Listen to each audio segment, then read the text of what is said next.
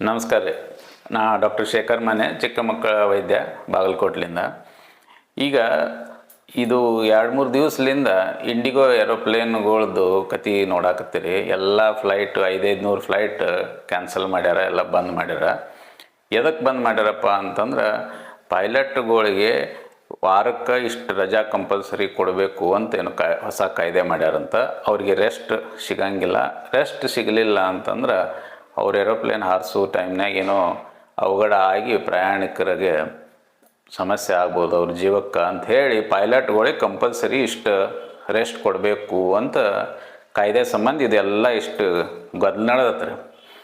ನಾ ಅನ್ನೋದೇನಂದ್ರೆ, ಪೈಲಟ್ಗಳ್ದು ರೆಸ್ಟ್ ಕೊಡ್ಬೇಕು ಕರೆಕ್ಟ್. ಯಾಕೆ? ಎಲ್ಲರೂ ಜೀವ ಅವ್ರ ಕೈಯಾಗಿರ್ತೈತಿ.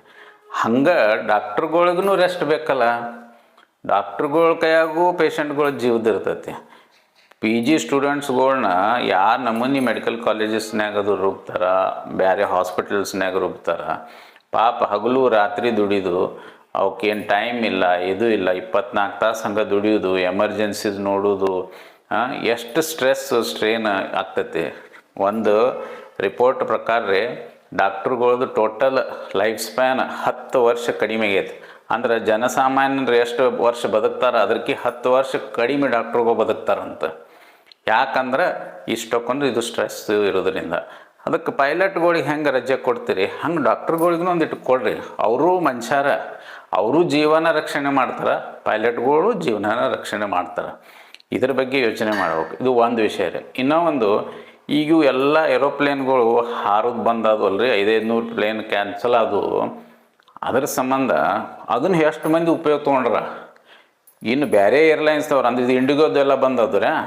ಇನ್ನು ಉಳಿದ ಏರ್ಲೈನ್ಸ್ದವರು ರೇಟ್ಗಳು ನಮೂನಿ ಏರ್ಸ್ಯಾರ.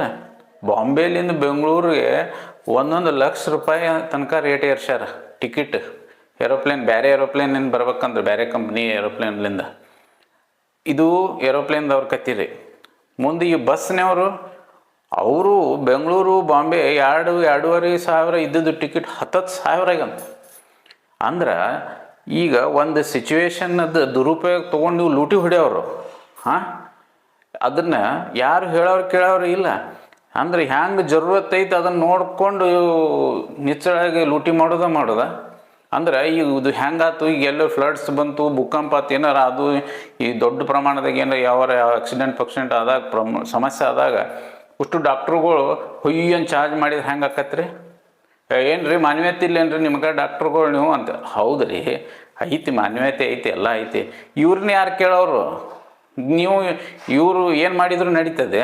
ಇಲ್ಲಿ ಡಾಕ್ಟ್ರುಗಳು ಒಂದು 100 ರೂಪಾಯಿ ಎಕ್ಸ್ಟ್ರಾ ಬಿಲ್ ತೊಗೊಂಡ್ರೆ ಯಾಕೆ ಅಂತಾರೆ, ಮತ್ತು ಡಿಸ್ಕೌಂಟ್ ಮಾಡಿರಿ ಅಂತ ಜೀವ ತಿಂತಾರೆ. ಇವ್ರಿಗೆ ಏರೋಪ್ಲೇನ್ ಕಂಪ್ನಿದವ್ರಿಗೆ, ಈ ಬಸ್ಸಿನ ಕಂಪ್ನಿಯವ್ರಿಗೆ, ಇವ್ರಿಗೆ ಯಾರು ಹೇಳೋರಿಲ್ಲ.